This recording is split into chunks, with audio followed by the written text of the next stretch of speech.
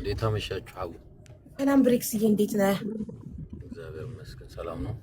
አለን ደህና ነህ? አሻለህ በረታ? ደህና ነኝ እግዚአብሔር ይመስገን። ፈጣሪ ጨርሶ ይማረክ ወንድሜ። ይሄን አመሰግናለሁ። እቺ እህታችን የምትኖረው በቤሩት ነው እና ወንድሟ በህገ ወጥ መንገድ የመን ሄዶ የመን ላይ ታሞ ለደላሎቹ 155,000 ወንድሟን እንዲያሳክሙላት 35,000 መጀመሪያ፣ ከዛ 20,000 ከዛ እንደዚህ እያሉ 155,000 ጠቅላላ ላከችላቸውና 155,000 ብሩንም ሳያሳክሙበት ልጁ ህይወቱ አለፈ። እነሱ ዛሬ ነገ ሲሉ ሳያሳክሙበት። እናም አሁን አስክሬኑን ወደ ሀገር ቤት እንድናስገባልሽ 1.5 ክፈይ አሏት። እናም ከየመን እውነት አስክሬን ወደ ኢትዮጵያ መግባት ይችላል ወይ? አንድ በህገ ወጥ መንገድ የሄደ ሰው አስክሬኑ ኢትዮጵያ በፕሌን መሄድ ይችላል ወይ የሚለውን ነገር እስኪ አንተ ካወቅ መንገድ ካለ እንድትነግረን ነው። አስክሬን ከየመን መግባት ይችላል ወይ? አዎ መግባት ይችላል። ምክንያቱም ከዚህ በፊት የዛሬ 8 ወር አካባቢ ይመስለኛል አንድ የኛ አካባቢ ሰው የአላማጣ አካባቢ ሰው ልጁ እሱን ሳታስፈቅድ ወደ ሳውዲ ትጓዛለች እና ድንገት የመን ላይ የመኪና አደጋ ተፈጥሮ እዛው ህይወቱ አለፈ። አባቷ ከኢትዮጵያ በባህር ነው ሄደው የሚገርምሽ ማለት ነው። በባህር አድርጎ ሄዶ ልጁ ያለችበትን ሆስፒታል ጠቁመውት አባት መሆኑን ከኢትዮጵያ የሚጨራረስ ነገር አለ። ያው የውክልና እንትን የሚባለው ይሄ ወላጅ መሆኑንና ማረጋገጫ አለ አይደል? እነዛ ነገሮች የሚጻፋሉ። እነዛን ነገሮች ጨራርሶ ሄደና እንዲያውም መላኪያ ገንዘብ ሁላቶ ነበር አሰባስበንለት ምናምን በዛው የልጁን ከ2 ወር በኋላ ነው ከ1 ወር በኋላ የልጁን አስክሬን ይዞ አገር ቤት ገባ ማለት ነው።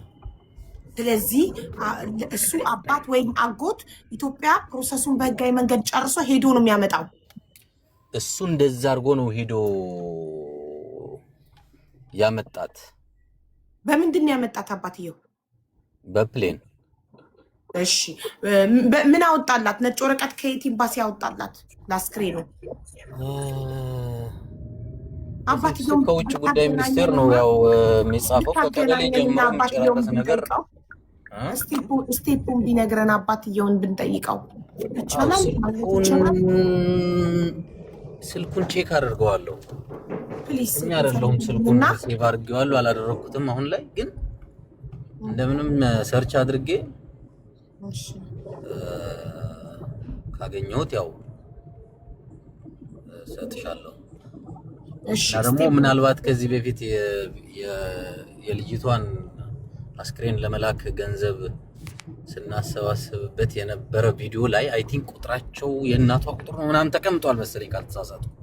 ቪዲዮ ኢቭን አሁን ድረስ የጠፋ አይመስለኝም። እዛ ላይም ቼክ ማድረግ እንችላለን። እንደው ሴቭ እንኳን አድርጌው ባይሆን ራሱ ማለት ነው። እስቲ በእናትህ ብሬክስ የቼክ አድርገውና ቁጥራቸውን ብትሰጠን የተጠቀሙበትን ስቴፕ እንድንጠቀም መንገዱን የሄዱበትን መንገድ እንድንሄድ። ውዴ ሰላም፣ አጎት ወይ አባት አለሽ ሄዶ የመን ድረስ አስክሬኑ ሊያመጣ የሚችል? አባቱ ከሄደ ነው እንጂ እኔ አባቱ ማለት ወንድምሽ አይደለም እንዴ? አባቱ ማለት አባቴ ለምን አላልሽም? በአባት ትለያያላችሁ? የልጅ ነው ብያለሁ ሀብዬ። መጀመሪያም ከቪዲዮም ብያለሁ መማር ቤት ሶሪ ነው ያልሰማሁት። በነገራችን ላይ እንደዛ ያልዋት ሰዎች ምን ብለዋታል? ምን ያስፈልጋል? ይሄን ያስፈልጋል ያልዋት ነገር የለም። ገንዘብ ብቻ ነው የጠየቀው። 1.5 ብቻ ነው። ውክልና ጠይቀው ውክልና ጠይቀው እልክልሻለሁ ሀቡ። ውክልና ራሱ እናትና እህቴና ባሏ የጻፉትን ከእብናት ከጥጋጌ የሚባል ከዚያ አጠገብ ነው ያሉት እህቶቼ። ከዛ ድረስ መጥተው ሳምንት ሙሉ እነሱ በብሩ አልስማማም ብለውኝ ሳምንት ሙሉ አቀውሰውኝ መጨረሻ ላይ 25,000 ሪያል የተስማማ ነው። 30,000 ሪያል ነበር መጀመሪያ የተጠየቀው። ከዛ ብዬ ነው ከየት አመጣዋለሁ ገና ሚዲያ ላይ ለምኜ ነው እሱ ነው ካገኘው ነው ብዬ ከዛ 25,000 ተደረገ መጨረሻ ላይ ማለት ነው። መጀመሪያ ስንት ብለውሽ ነበር? 30,000 እንግዲህ መባረክ ስንት እንደሆነ ይሄ 30,000 እንጃ ስንት እንደሆነ አቡ ወላጅ ወይም ወንድም ምናምን ባይሄድም እንኳን ማለት ነው እነሱ ይሄንን ሰው ወክለናል ብለው አጽፈው ከላኩ ከራሳቸው ከዛ ይዟት የሚገባ ሰው ምናምን ያስተካክላሉ። ገባሽ? ብዙ ጊዜ እንደዛ ነው የሚደረገው። ከሳውዲ አሁን ሰው ሲሞት ምናምን እንደዛ ተደርጎ ነው የሚላከው። አንድ ሰው እዛ ሀገር ላይ የሚኖር ሰው ውክልና ይሰጠዋል። እሱ ያ ሰው በቃ እንደ ቤተሰብ ሆኖ ማለት ነው። ገብቶሻል? ያንን ወረቀት ይዞ ሲሄድ ነው እሱ ወኪል መሆኑን የሚረጋገጠውና አባቷ ቢሄድም ባይሄድም ውክልና ከሰጠ ለነዛ ሰዎች ውክልና ከሰጠ እነዛ ሰዎች መላክ ይችላሉ። አዎ አንድ ሰው ያው የሱን ሙሉ ኢንፎርሜሽን ይሄ ዶክመንት አለ አይደለ? ስሙ ምናምን የሚገልጽ ምናልባት አገሪቱ ላይ ያለው አይዲ ካለው ኦር መታወቂያ የሆነ ነገር ካለው ማንነቱን የዛ ሰው ማንነት የሚገልጽ ሰው በሱ ስም ነው ውክልናው የሚሰራው። ብሬክስ አንድ ጥያቄ አለኝ። አሁን ውክልና አድርጊ ብለው ውክልና የእህቴ ባል መተው ሳምንት ተጨቃጭቀው ሳምንት ቆይተው በእውነት ነው የምላጭ እኔ ራስ ብር ስለሌለኝ እዛ ሌላ የእህቴ ልጅ አለ የሚማር ተማሪ እሱ ነው የላከላቸው። እኔ እንኳን የለኝማ ከየት ላምጣ? እሱ ነው እንዴት ይቆያል? የገጠር ሰዎች ናቸው። ልክ እሑድ እንደተነገራቸው ነጠላቸውን አንጠልጥለው ነው የወጡት እነሱ። በቃ ቆይ እኔ ሳልላችሁ እንዳትሄዱ ብዬ ማለት ነው። ቆሎም የሚቆረጥሙበት ትንሽ ብር ላክላቸው። 2,000 ነው ምናምን ልኮላቸው እዛው ብናት ከተማ ወረዳው ላይ እንዲያጽፉ አጽፈው ጨረሱ። አሁን ደግሞ ይሄው ልላክልሽ ሀብዬ ላንቺ ይሄ ገና ማህተብ ሳይመታበት ነው። ወረዳውን ሁሉን ነገር ይነግርሻል። ይሄ ደቡብ ጎንደር እብናት የተወለደበት የእህቴ ልጅ የተወለደበት ጥጋጌ ሁሉን ነገር ተጽፎ ፊርማ ነው የቀረን ብለውኝ ፊርማ እየተጠባበቁ እስካሁን ተመቶ ይሆናል አላውቅም። ፊርማ አሁን ደግሞ እያሉ ያሉት እኔ ፓስፖርት የለኝም እኔ አልችልም ነው እያሉ ያሉት። እባክሽን ወደ ሌላ አዛውሪልኝ ነው እያሉ ያሉት እነዚሁ ማለት ነው። እና እኔ ይሄን ነገር እናንተ ገብታችሁ እንድታስተካክሉልኝ እኔ አልቻልኩም። ልከው ሰው ነው እንደዛ ያለሽ? ልከዋለው ያለ ሰው ነው እንደዛ ያለሽ? ኦፍ ኮርስ እውነት ነው። ቀይ መስቀል ልክ ሲደርስ እውነት ነው። ምን መሰለሽ ብሬክስ ጨርሽሽ። እሺ ቀይ መስቀል ወንድሜ ልክ ህይወቱ ሊያልፍ በቃ ህይወቱ እንደሱ እንዳሉኝ ነው። ህይወቱ ልክ ሲያልፍ እግዚአብሔር ሲረዳኝ ቀይ መስቀል ጋር ደርሶ ነው ያለፈው። ያ ቀይ መስቀል የተቀበለው ወንድማችን የምንድነው የአሜሪካ ምንድነው አለኝ አለኝ። በሱም ልላክልሽ ሁሉን ነገር የተጻፈበትን የሱ አይዲ የሱ የሚኖርበት ምናምን እዚህ ላይ አለ መታወቂያው። ይሄ ወንድማችን አሊ ቀይ መስቀል ነው ስልኩ ራሱ ያለኝ ማለት ነው። እሱ ወንድማችን ሬሳውን የወንድሜን ሬሳ ተቀብሎ አሳጥቦ ወደ ፍሬዘር እንዳደረገልኝ ነው የነገረ። ምን ያህል እርግጠኛ ነሽ በዚህ አስክሬኑ? አሁን ማለት ይኸውልሽ አስክሬኑ ኤሲ ላይ እንትን ላይ መደረጉ ይሄ ምንድነው ማቀዝቀዣ ላይ መደረጉ በምን እርግጠኛ ናችሁ እናንተ? ፎቶ ልከው ለጓደኞቼ ፎቶ ልከዋል። እሱን አሁን ልጠይቅና ለሀው ልካል። አዎ ግን አለመቀበሩስ? አሁን ለጊዜው አንዳንድ ጊዜ እንደዚህ በባህር ሄደው ምናምን እንትን የሚደረጉ ሰዎች እኮ ምናምን ብዙ ጊዜ ቤተሰብ እስኪመጣ ተብሎ ፍሪጅ ላይ ሊያስገቧቸው ይችላሉ። ቦታ ካለ ገብቶሻል አይደለ? ቦታ ካለ ፍሪጅ ሊገቡ ይችላሉ። ቤተሰብ የሚመጣ ከሌለ ግን ይቀበራሉ።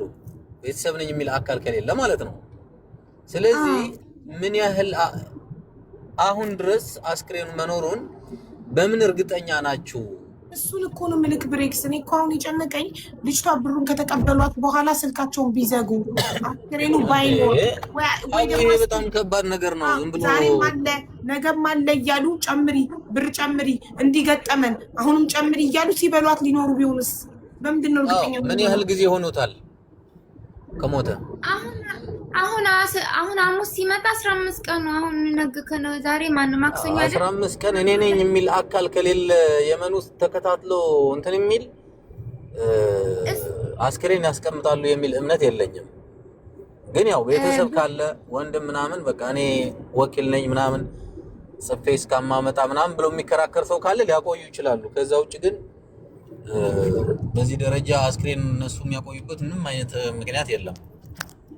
ሬክስ ይውል ወንድሜ እና ቀይ መስቀል ሲገባ እኔ እኮ ማነው ስሙ ማነው ስሙ በመቤት የጠፋብኝ መብረቁን የተባበረኝ እነሱን ያገናኘኝ እሱ ነው።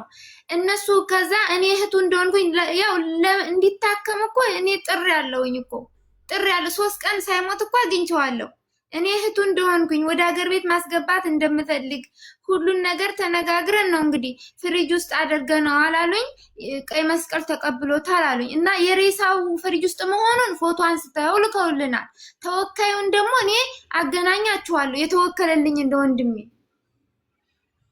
አሁን ይሄንን ማረጋገጥ የሚቻለው በምን መሰለሽ?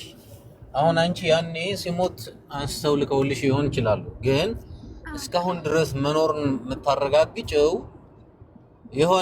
የሆነ ነገር ተናግራችሁ ልክ እስኪ በዚህ መንገድ በቪዲዮ መልኩ እንደዚህ ያላችሁ ቀርጻችሁ ላኩልን ተብሎ ማረጋገጫ መሆን የሚቻልበት መንገድ ነው መፍጠር ያለባችሁ እንጂ ከ15 ቀን በፊት ወር ከ10 ቀን በፊት እንደዛ አድርጎ ስለላከልሽ ሜቢ አሁንም ይኖራል ብሎ መደምደሙ ከባድ ነው። ወደሻል 50 ነው ማለት ያለብሽ።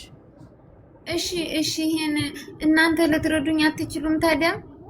በምን መንገድ በምን እንዴት ለማጣራት እነዚህ ሰዎችን የሚሉኝን ባገናኛቸውና እነሱ ደግሞ ሆስፒታሉ መሪ የለውም እንዴ ማኔጅመንት የለውም የሆስፒታሉ እነሱን እንዲያገናኙ በማድረግ ያው እኔ ቅድም እንደነገርኩሽ ከህገ ወጥ ደላሎች ጋር ምንም አይነት ኮንታክት እንዲኖረኝ ስለማልፈልግ እነሱ ጋር ይሄ ቀይ መስቀል የሚሰራው የሚባለው እኔ ደላላ አይመስለኝም። ቀይ መስቀል የሚሰራ ነው ሳሚ የሚባለው ቀይ መስቀል የሚሰራ እኮ ነው።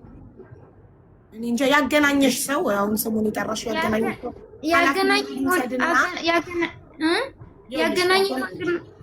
ያገናኘሽ ልጅ ኃላፊነቱን ይውሰድና እሱ ያናግራቸውና እሱ ቪዲዮ ኮልም ሆነ ማስረጃ ይዞ እኔ ኃላፊነቱን እወስዳለሁ ይበል። የዛኔ ሙባረክ እኔ ኦልሬዲ ያቅሜን አድርጌያለሁ አይደል? በገንዘብ ጉዳይ ያቅሜን ከኔም ከወዳጆችም ያቅሜን አድርጌያለሁ በቀደም።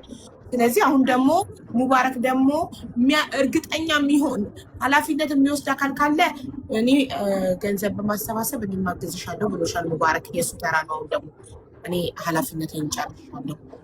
ምንድነው አገናኘኝ ያልሽው ግለሰብ ኃላፊነቱን ወስዶ ቪዲዮ ሰርቶ እኔ ኃላፊነቱን ወስዳለሁ 1.5ቱን ለነሱ ከከፈለች እነሱ አስክሬኑን እንደሚያስገቡላት ኃላፊነቱን ወስዳለሁ ብሎ ኃላፊነቱን ወሰድልሽ። እሱ ኃላፊነቱን ወስዳለሁ ብሎ ቪዲዮ ከሰራልሽ መብረቁ ኃላፊነቱን ወስዳለሁ ብሏል። መብረቁ እኮ ኃላፊነቱን ወስዳለሁ 1.5 ከፍላ አስክሬኑን አላስገባም ካሉ እኔ 1.5ቱን አስመልሳለሁ ብሎ ወይም እመልስላታለሁ ብሎ ቪዲዮ ይስራ ኃላፊነቱን ወስዳለሁ ብሎ የዛኔ ሙባረክ በቤቱ ያሰባስብልሻል። የቀረው ገባሽ? ቪዲዮ ሰርቶ ነው ኃላፊነቱን ወስደ በውስጥ አይደለም ቪዲዮ ሰርቶ እሱ ስላገናኘሽ እኔ አምናቸዋለሁ እኔ ኃላፊነቱን ወስዳለሁ ብሎ ቪዲዮ ይስራ። ያንን ቪዲዮ ሁላችንም ሴቭ እናደርገዋለን። ብሩን ከከፈልሽ በኋላ ስክሪኑን ባይልኩልሽ እንግዲህ እሱ ኃላፊነቱን ይወስዳል ማለት ነው። ይሄ ነው መፍትሄው። እሺ ግን ይሄ 25,000 የሚባለው 1.5 ነው የሚመጣው በሳውዲ 25,000 ሪያል አይደል የጠየቁሽ? 25,000 ሪያሉን በኢትዮጵያ ስትመጪው እንደዛ አካባቢ መሰለኝ የሚመጣው። እኔ ሰዎችን ጠይቄ 1,250,000 ነው እንግዲህ እኔ ላይ የመጣው በኮመንት ነው መማር ቤት እንደዛ 1.5 አሉት እንጂ እኔ ከዛ በኋላ ስመጣው 1.3 አካባቢ 1.3 በይው በቃ 1.3 ስለዚህ 1.3 በይው በቃ 3 በቀደም መማር ቤት ሰብስበንልሽ የለ 3 ስለዚህ ቀረውን 1 ሚሊዮን ደግሞ ሙባረክ ቤት ቃል ገብቶልሻል እንደሚያሰባስብልሽ ሌላም ቤት ትሞክሪያለሽ። ስለዚህ አሁን እሱ ሄቴጅና ለማን ነው ቪዲዮ ስራልኝ ሙባረክ ቤት እንዲያሰባስብልኝ እኔ ካገናኘዋት ሰዎች ጋር 1.5 ከፍላ አስክሬኑ ካልተላከላት እኔ ኃላፊነቱን እወስዳለሁ ብሎ ቪዲዮ ከሰራ ሙባረክ ቃል ገብቶልሻል በቤቱ እንደሚያግዝ። እሺ ልጅና እሱን እንደዛ ነው። እሺ ትክክለኛው መፍትሄ ነው። ትልቁ መፍትሄ ይሄ ነው። እሺ ሂጂ ንገሪው። እሱ ንገሪውና ቪዲዮ ይስራልሽና ቪዲዮ ሲሰራ ሰርቷል ብለሽ ንገሪኝ ዋትሳፕ ላይ። በኢትዮጵያ ደግሞ ያስገባሽው 155,000 ደረሰኝ ልከሽልኛል። እኔ አጣራለሁ ማንነቱን የዛን አካውንት ባለቤት። ኦኬ ቪዲዮ ከሰራ በኋላ ንገሪኝ። እኔ ቪዲዮ እነግርሻለሁ። እሺ እግዚአብሔር ይስጥልኝ። ሁላችሁንም በጣም ነው የማመሰግነው። እሺ እናት ሙቤ። እሺ አሜን። ሙቤ ሙባረክ ሙባረክ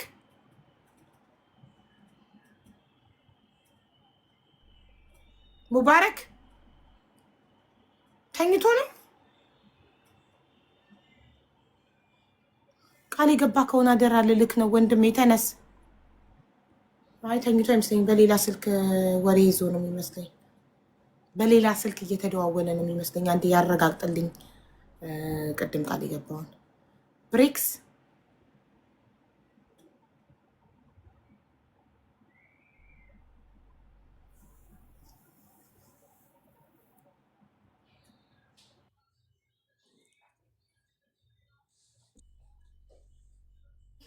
ሳጅን ፎሎ አድርጓት ጋይስ። ብሬክስዬ ወንድሜ በጣም ነው የማመሰግነው ስለመጣክ።